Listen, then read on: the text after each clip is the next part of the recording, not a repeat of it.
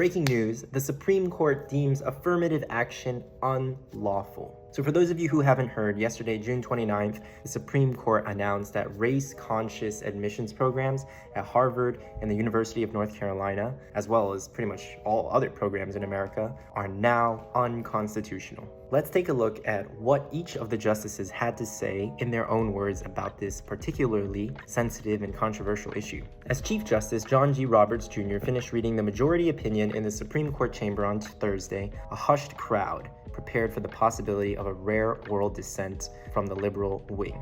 It did not come immediately. First came a more unusual moment as Justice Clarence Thomas, who is, by the way, the most conservative member of the bench, chimed in with an oral concurrence, welcoming the court's reasoning. He began by explaining his decision to speak up in support of the ruling, saying race-based discrimination against Asian American students compels me. Justice Thomas then touched upon previous rulings by the court, like Plessy versus Ferguson, which he said further entrenched racial inequalities in American society that worsened well into the 20th century, as discriminatory policies against Chinese and Japanese immigrants took hold in Western states. But Justice Thomas's colleagues appeared to tense up as he turned to describing the modern era, in which he said college admissions have become a zero-sum game in which Asian students suffer because of an outdated overcorrection by courts during the civil rights era. This is not 1958 or 1968.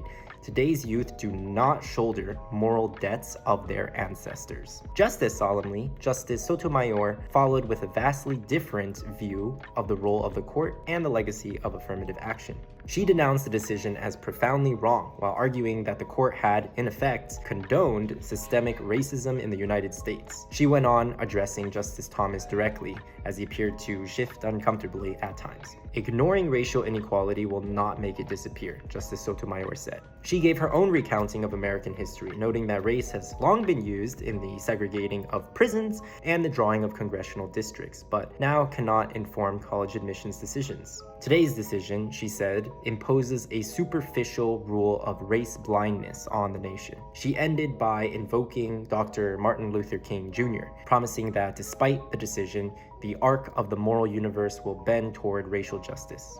Let me know in the comments below whether you agree or disagree with the decision. How do you think this is going to affect college admissions in the years to come? I'm Kevin Zensei. Thanks so much for watching. Don't forget to like and follow for more content.